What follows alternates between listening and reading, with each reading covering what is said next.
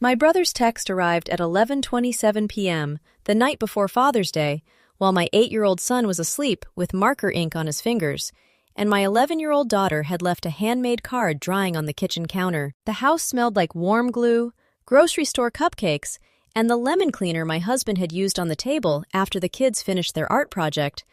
And for a few seconds, I thought the vibration on my phone was another catering confirmation. It was not. The message was in the Bennett family thread, sent by my older brother Mason, the man my parents had spent 37 years calling difficult, brilliant, misunderstood, and usually unpaid. Don't bring Evan and the kids tomorrow. Dad deserves one peaceful day. We're all tired of your little side family making everything about them. I read it once. Then I read it again, because sometimes the brain protects you by pretending cruelty is bad punctuation. Before I could type anything, my mother reacted with a red heart.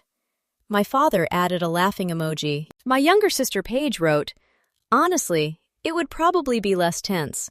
The blue light from the phone made my kitchen look colder than it was, and the refrigerator hummed behind me like it was trying to fill the silence." On the counter, Nora's card said, "Happy Father's Day, Grandpa," in purple glitter letters. Miles had drawn my father wearing a fishing hat too large for his head. Nobody asked about them. Nobody asked whether Evan had seen the message. Nobody even paused. They went straight back to discussing the September trip to Vail that I had spent 3 months arranging, the trip they called Dad's retirement celebration, the trip where every flight credit, lodge deposit, rental SUV, and dinner reservation sat under my company account. Mason wanted the suite with the balcony. Paige wanted a spa appointment before check-in. Mom wanted to know whether I could upgrade Dad's seat because his knees hurt. Dad asked if the trout guide had been paid. So I typed 2 words. Message received. Mason gave it a thumbs up. Then he wrote, "See, Claire can be reasonable when she tries." That was the last free thing I gave them. My name is Claire Whitaker Bennett. I am 35 years old, a forensic bookkeeper by trade, and the owner of a small lakefront rental company in Greensboro, Georgia, called Cedarline Stays. My husband Evan teaches middle school science, and our 2 children, Nora and Miles, still believed that family meant people who were excited to see you. By midnight, that belief had cost me less than the deposits I canceled. By Monday morning, it would cost my brother far more. Before I tell you how Mason reacted when he reached the locked gate at Lake Oconee with a cooler full of beer and no access code, you need to understand the house. Maple Lantern Cottage was not large in the way rich people mean large. It had 4 bedrooms, pine floors that complained under bare feet, a dock that needed staining every other spring, and a screened porch where my grandmother, Ruth Whitaker, used to drink coffee from a chipped yellow mug while recording rental income in a spiral notebook. When she died 9 years earlier, she left the cottage to me. Not to the family, to me. Her will was typed, witnessed, notarized, and filed in Greene County, but my father treated legal documents like weather reports. He acknowledged them only when they supported something he already wanted. The week after the funeral, he stood in the kitchen, where the air still smelled like casserole pans and sympathy flowers, and said, "Of course we'll all keep using the lake place like before." I should have corrected him. Instead, I nodded. That nod became a permission slip everyone passed around for nearly a decade. Mason hosted a fantasy football draft there and left-wing sauce on the porch cushions. Paige threw a bachelorette weekend and introduced the cottage to her friends as our family lake house. My parents arrived whenever they wanted and called me controlling when I asked for 48 hours of notice. I paid the taxes. I repaired the septic line after Mason's friends flushed things adults should know better than to flush. I replaced a broken sliding door after Paige claimed wind did it during a perfectly calm weekend. I cleaned mascara from pillowcases, hauled trash bags from the dock, reset the Wi-Fi router at midnight, and transferred money from my personal savings whenever the rental account ran thin. They called me generous when they needed access. They called me dramatic when I wanted respect. For years, I thought those were different things. They were not. Mason was the family weather system. If he was angry, everyone moved furniture. If he was embarrassed, everyone turned off lights. If he failed, there had to be a reason that protected his pride and usually required my wallet. He had lost 3 jobs before I hired him. My father begged me to give him a role at Cedarline Stays, saying Mason needed responsibility and that nobody understood him. I made him guest operations coordinator, which sounded important and mostly meant he confirmed cleaners, checked supply orders, and handled small maintenance requests through the property app. He received $4,800 a month. He also received a company card with a $5,100 limit because I believed family would not steal from family. That sentence makes me wince now. Paige stole differently. She did not demand. She hinted. She smiled with one hand around a latte and said things like, "I don't know how normal people pay wedding deposits in this economy." Then she waited for me to fill the silence with a solution. When her venue in Charleston required $11,000 to hold a date, I wired the money after she promised to pay me back in 4 months. That was 22 months ago. She still found money for custom invitations. My parents called all of this keeping us close. What they meant was that my labor made their version of the family possible. My spreadsheets, my calendar reminders, my bank transfers, my quiet apologies after other people's insults. Evan saw it before I did. He never told me to abandon them. That was not his way. Evan asks questions like a man setting lanterns along a dark road, one at a time, until you can no longer pretend you are not walking somewhere dangerous. Why does Mason have admin access if you handle the money? Why do your parents expect us to host every holiday but complain that Miles is loud? Why are we spending $31,760 on a retirement trip for people who forgot your birthday 3 years in a row? I had answers for all of those questions. None of them were honest. 2 weeks before Father's Day, the truth started making noise. We were at my parents' house in Athens for Sunday dinner. The living room smelled like roast chicken, carpet powder, and the old tobacco smoke that had lived in the walls since my grandfather's time. Nora brought a cardboard model of a watershed system she had made for science camp because Grandpa used to work for a construction firm that built drainage culverts. She was proud of it. Mason barely looked up from his phone before saying, "Careful, Nora. In this family, your mom likes owning things so she can remind everyone else they're just visitors." The adults laughed. Nora did not. She folded the cardboard flaps inward, the way a turtle folds itself back into the shell, and slid the project under her chair. Evan looked at me from across the table. He did not glare. He just waited. I said Mason's comment was unnecessary, but I said it softly, the way I had trained myself to speak when I wanted my parents to choose me and knew they would not. Dad told everyone to relax. Mom passed the potatoes. Paige whispered that I was making dinner uncomfortable. On the drive home, Nora looked out the window at the dark fields along Highway 15 and asked, "Why does Uncle Mason talk like he wants us to leave?" I had no answer fit for a child. The next morning, Evan found the first crack. A payment to our dock maintenance vendor had bounced from the business account, even though June bookings had been strong. Evan was helping me reconcile deposits because I had a headache and because he is the kind of husband who does not need applause for carrying weight. At 7:14 a.m., he turned the laptop toward me. There were charges I did not recognize. $418.72 at a steakhouse in Buckhead labeled Guest Welcome Supplies. $1,204.60 at a hotel near Nashville labeled Storm Inspection. $2,880 in cash withdrawals divided into 4 separate transactions, each tagged Dock Hardware. Concert tickets, liquor store runs, a payment to a vendor I had never approved, Hollow Pine Maintenance, LLC. The total visible misuse was $13,406.19 over 6 months. When Evan asked Mason for receipts, Mason texted back, "Stay out of Whitaker business." That phrase did what years of insults had failed to do. It separated the room.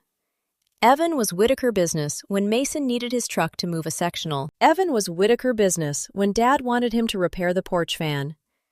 Evan was Whitaker business when my mother asked him to photograph her church fundraiser for free. But when he asked where money had gone, he became an outsider, just like our children. Still, I planned Father's Day. I ordered smoked brisket, peach cobbler, and macaroni from a caterer in Madison. I rented a pontoon boat for the afternoon. I booked a local photographer for family pictures at sunset and bought 12 white linen napkins because Mom said paper ones looked cheap. I also finalized the Vail trip. Flights for 8 adults, 2 rental SUVs, 3 suites at a mountain lodge, a guided fly fishing day, spa credits, and dinner deposits at 2 restaurants where the menus did not show prices unless you asked with your eyes. The total exposure was $31,760. I told myself one beautiful weekend could repair us. I told myself that because I was tired. Then Mason sent the text. At 11:34 p.m., after I read the laughing emoji from my father, I opened the travel portal. The house was quiet except for the dishwasher's slow churn and the soft click of Evan turning off lights upstairs. My hands did not shake. That surprised me. I expected tears, rage, something dramatic enough to justify the size of what I was about to do. Instead, I felt focused. Every refundable flight credit was under my profile. Every lodge room was secured with my card. The SUV reservations were in my business travel account. I removed every traveler except Evan, Nora, Miles, and me. Confirm changes. The button was blue. I clicked it. At 11:39 p.m., Mason called. I let it ring. At 11:40, Mom called. At 11:41, Dad called. Then the messages began hitting the family threads so quickly the phone felt alive on the countertop. What did you do to the trip? Claire, don't start this tonight. Your father has waited years for this. Put everything back before morning. Nobody asked whether Nora and Miles were hurt. Nobody asked whether Evan had seen the words, side family. That was useful information. Evan came downstairs wearing the gray t-shirt he slept in, his hair messy, his face still gentle in that way that made me ache. He picked up the phone, read the thread, and placed it back down. Are you sure? He asked. For the first time all night, my throat tightened. Not because I doubted myself, because someone had asked what I wanted. I opened the Father's Day planning folder, the caterer, the boat, the photographer, the grocery delivery, the gate access, the cleaning crew, the portable ice chest rental. All of it was connected to my accounts. I had not been invited to a family Father's Day. I had financed one. So, I sent one message. Since Evan, Nora, Miles, and I are not welcome, my property, vendors, accounts, and money will not be attending either. Please make your own arrangements. Mason replied first. You're insane. Paige wrote, This is exactly why everyone walks on eggshells around you. Mom wrote, After everything we've done for you. That one almost worked. Memory is a trap when people use it as a receipt. For a moment, I remembered school lunches, birthday cakes, Dad teaching me to change a tire, Mom waiting up when I came home from college on icy roads. Guilt rose inside me with old muscle memory. Then I looked at Nora's science project on the chair by the hallway. One blue cardboard river had come loose. I thought about how many things my family had broken and left for me to repair. Then I changed the gate code. The system sent an automated notice to every guest pass attached to Maple Lantern Cottage. Access credentials deactivated. Mason called again. This time I answered.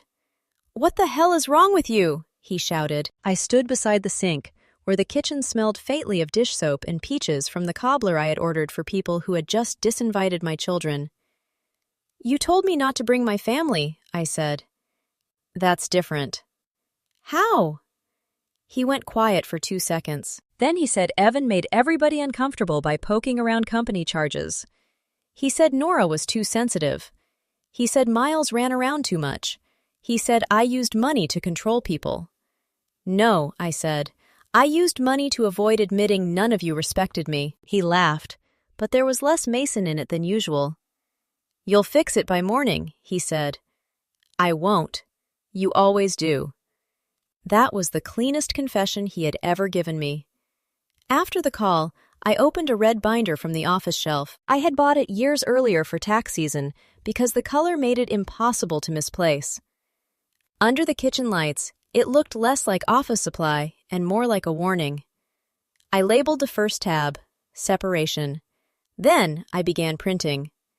The property deed, the will, the LLC formation documents, the operating agreement, 6 years of tax payments, screenshots of the group chat, catering invoices, boat rental agreement, travel confirmations, ledger reports, card statements, the Hollow Pine maintenance payments.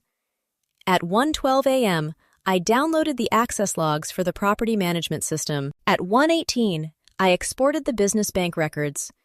At 1:23, I backed everything up to an encrypted drive and to a cloud folder Evan could access. This was not revenge. Not yet. It was an audit.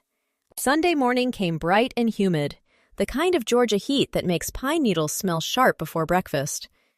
I made coffee. Evan scrambled eggs.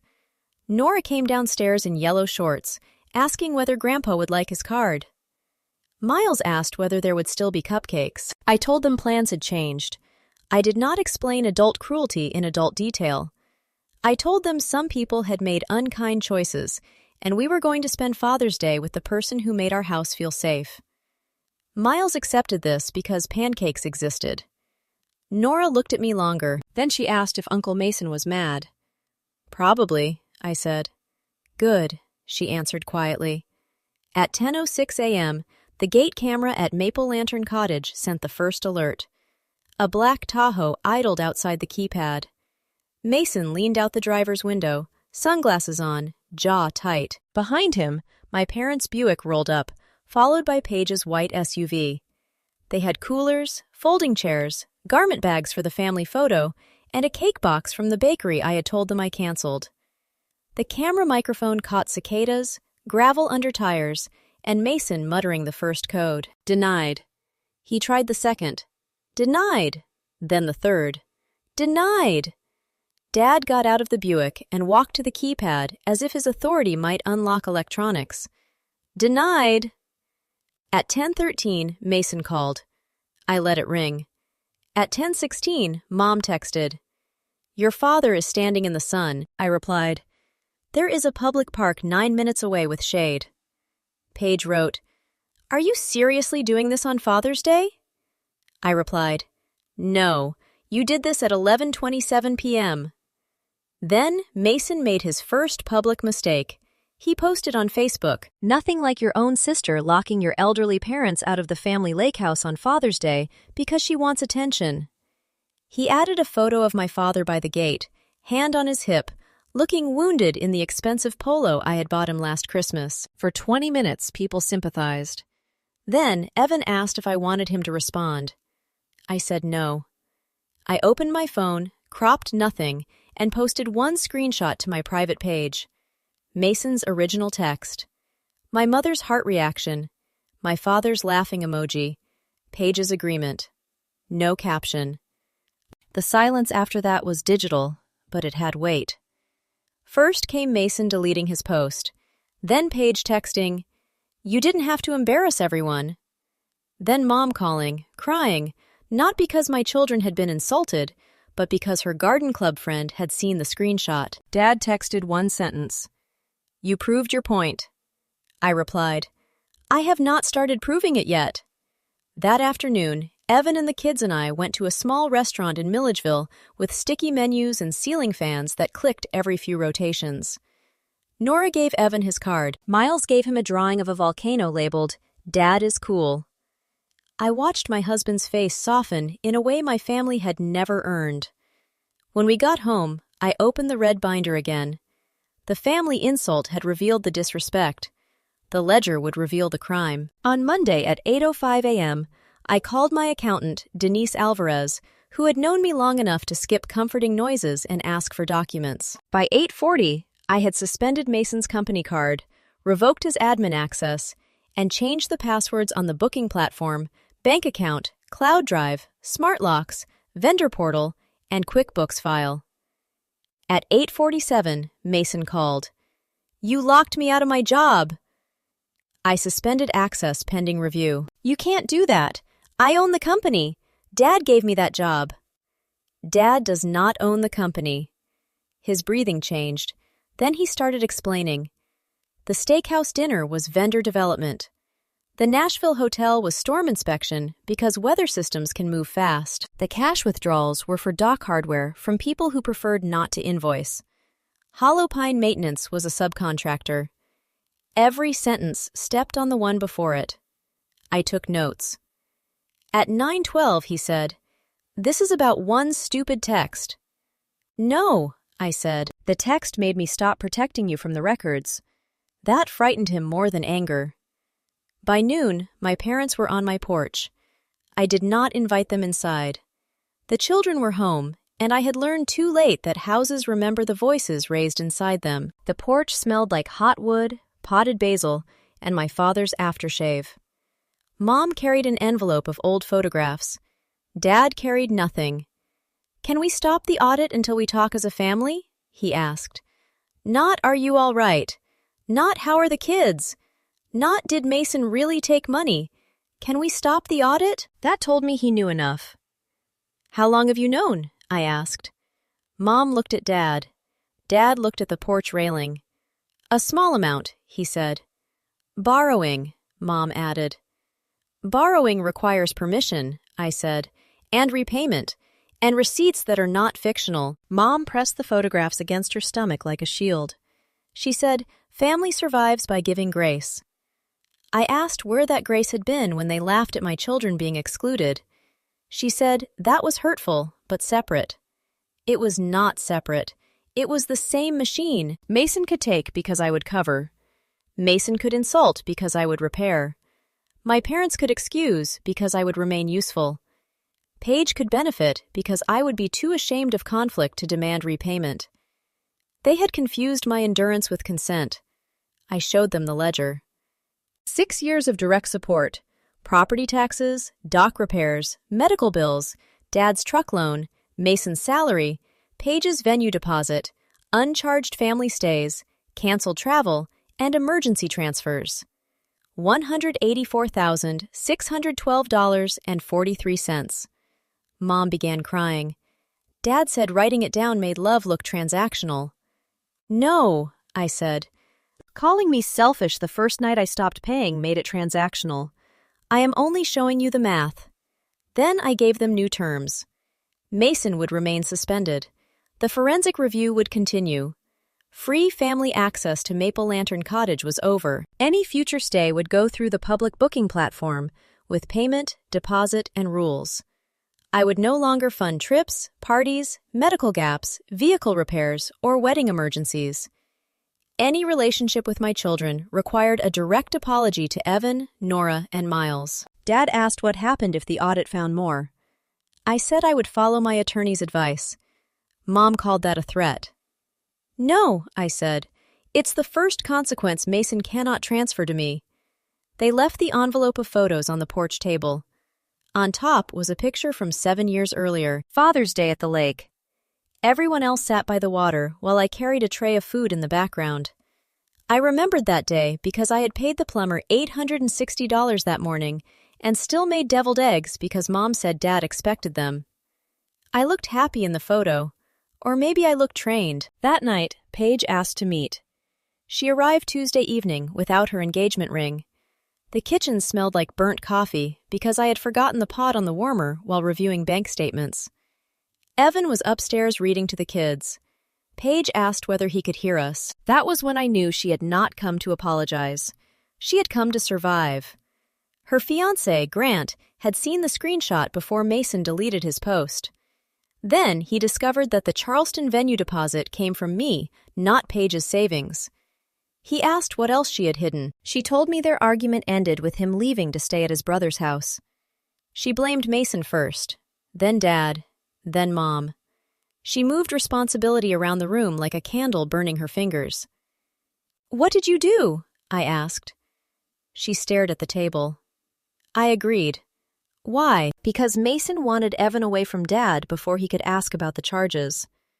Excluding only Evan would have looked suspicious, so Mason said to exclude all 4 of us and make it sound like a family tension thing. Paige had known part of the spending was wrong. She had also known Mason paid $9,860 of her wedding expenses through Cedar Line stays, promising he would replace it after a bonus that did not exist. The cruelty had been camouflage. My daughter had hidden her science project under a chair because adults wanted to protect a thief. Paige cried. She said she never meant to hurt Nora or Miles. I told her intention does not erase repeated cooperation. Then she asked what she needed to do to make me stop the audit. There it was. Not how do I repair this, not how do I apologize to your children, a transaction. Because my family had trained itself to believe everything could be bought with my silence. You cannot stop it, I said, but you can decide whether you tell the truth before the documents do. I asked for a written statement identifying every business-funded wedding expense she knew about. I asked her to return any unused portion of my venue advance and create a repayment schedule for the rest. I asked her to repeat the truth in front of Mason and our parents. She said Mason would never forgive her. I said, "You are asking the sister you betrayed to protect you from the brother you protected." For once, Paige had no pretty answer. She opened her banking app at my table and transferred $3,450, the remaining venue money, back to me. Then she emailed Denise a statement listing 4 charges and 1 ACH transfer connected to her wedding. Before she left, she whispered that she was sorry. For what? I asked. She swallowed hard. For laughing. For calling Evan and the kids outsiders. For taking money and pretending I did not know where it came from. And for being scared for myself before I was sorry for you. It was not enough. It was true. The family meeting took place Thursday at Maple Lantern Cottage because the office there held the original guest logs, camera backups, and old vendor files. Mason called the location a power move. He was not entirely wrong. I wanted all of them to stand inside the house they called ours while facing documents that proved otherwise. The morning smelled like lake water, floor polish, and the stale coffee I made too early. The red binder sat at the head of the table. Beside it were Denise, my accountant, and Aaron Pike, my attorney, a quiet man with silver glasses and the patience of someone who invoices in 6-minute increments. Mason arrived smiling. That was his second mistake. He wore a linen shirt, boat shoes, and the face of a man who believed family pressure would do what evidence could not. My parents followed him. Mom would not look at me. Dad looked at Aaron, then at Denise, then at the binder, and finally understood this was not a kitchen argument. Paige came last. Mason's smile weakened. Denise placed the preliminary report on the table. The unsupported and misrepresented transactions had risen to $78,422.81. But the number was not the worst part. Hollow Pine Maintenance, LLC, was not a real vendor doing work at the cottage. It was an entity Mason had registered using a UPS box in Macon and an email address 1 letter different from Cedarline's vendor email. He had submitted invoices through the booking platform, routed payments by ACH, and falsely categorized expenses for tax deductions. 2 payments came from guests in other states. 3 invoices were attached to rental stays booked through a platform that processed payments through a national bank. Denise said the words slowly. Possible wire fraud. Possible bank fraud. Possible tax fraud. The room changed temperature. Mason laughed. No one joined him. Aaron explained that I had not yet filed a criminal complaint, but Cedarline Stays had a legal obligation to correct its tax records and preserve evidence. The bank had already been notified of unauthorized vendor activity. Depending on the final audit, the matter could be referred to law enforcement and the IRS. Mom gripped the edge of the table. Dad sat down. Mason pointed at me. You did this. I opened the red binder to the first tab. No, I said. I documented it. He started with reimbursements. Then he moved to confusion. Then he claimed Dad approved the expenses. Dad looked up sharply. Mason pivoted again and said the business owed him for years of unpaid emotional labor, which would have been funny if the air had not smelled like printer toner and consequences. Then Paige placed her statement beside the report. Mason's face flattened. You traitor, he said. Paige flinched but did not take it back. She admitted he had asked the family to exclude Evan because Evan had found suspicious charges. She admitted business money had covered wedding expenses. She admitted the insult in the family chat was not a spontaneous complaint. It was a tactic. Mom covered her mouth. Dad stared at Mason like he was seeing the son he had created, without recognizing his own hands on the clay. Denise read the revised exposure again, $78,422.81, pending final review, plus estimated tax amendment penalties and professional fees.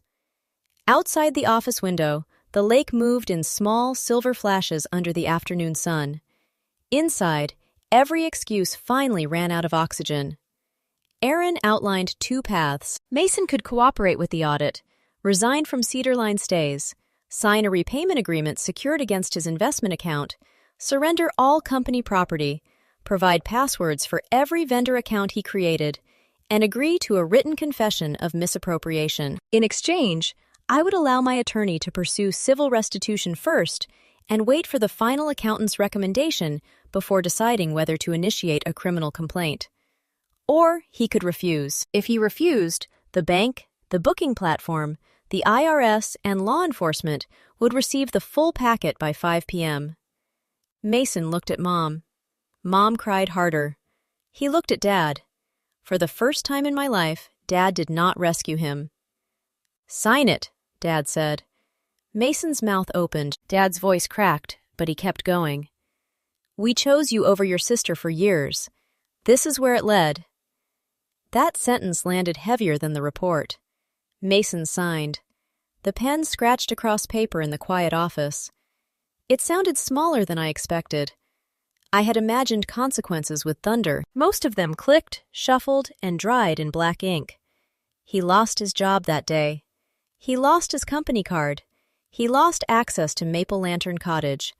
His investment account covered $42,000 immediately. My parents sold their fishing boat and used the proceeds to cover the tax amendment retainer and part of the remaining balance, because Dad admitted he had encouraged Mason to treat Cedar Line like a family resource. Mason's wife learned about the forged vendor invoices and took their son to stay with her sister in Savannah while they began counseling.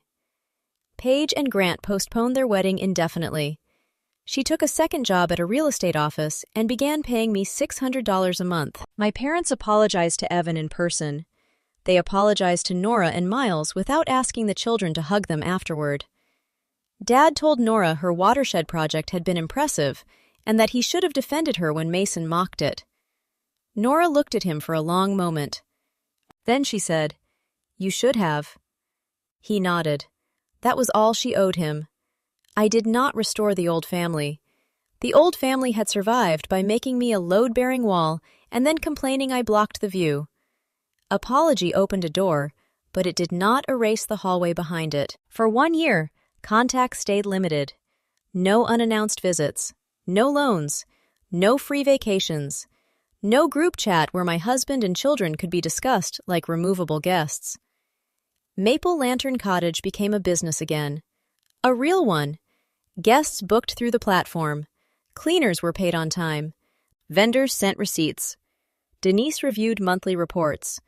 The red binder stayed on the office shelf, visible from the doorway, not as a shrine to anger, but as a reminder that peace without records is often just exploitation with softer lighting. Mason sent angry messages for 3 weeks, then I blocked him. 6 months later, a letter arrived in the mail. No return address, but I knew his handwriting. It said he had entered a diversion program connected to the financial charges flagged by the bank. It said he was working a warehouse job in Augusta, repaying the settlement, and attending counseling because his wife had made it a condition of discussing reconciliation.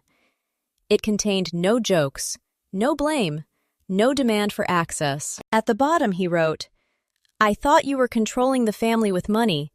I understand now that I was using your fear of losing us to control you." I folded the letter and placed it in the red binder. I did not answer. Forgiveness is not a keypad code. You do not give it to someone because they finally remember the gate is locked. That September, Evan, Nora, Miles, and I still took the Vail trip. The lodge had empty rooms because I had removed the others, but the quiet did not feel like absence. It felt like oxygen. Nora put a repaired version of her watershed project on the fireplace mantel. Miles claimed every window seat before anyone else could debate it. Evan and I drank coffee on a balcony while the mountains turned blue at dusk. On the last night, my father sent a photo. He and my mother were eating sandwiches at their kitchen table. His message read, "Learning to plan for ourselves. Sorry we made your work invisible." I believed him. I also believed consequences were part of the apology. For years, I thought revenge meant making people feel the pain they caused. I thought it would be loud. I thought it would require some speech, some dramatic confrontation, some scene where everyone finally understood how much I had carried. But the most powerful thing I ever did was not scream. I stopped paying. I stopped smoothing. I stopped unlocking doors for people who were only kind when they needed the code. Once I stepped back, every choice they had made spread outward on its own. The theft reached the bank. The lies reached Paige's fiancé. The entitlement reached my parents' empty calendar. Mason's arrogance reached paperwork with signatures he could not laugh away. Their punishment was not that I destroyed the family, it was that I stopped holding together the version of it that had been destroying me. So if relatives only remember your value after the gate code stops working, ask yourself one question before you rush to forgive them. Do they miss you? Or do they miss access?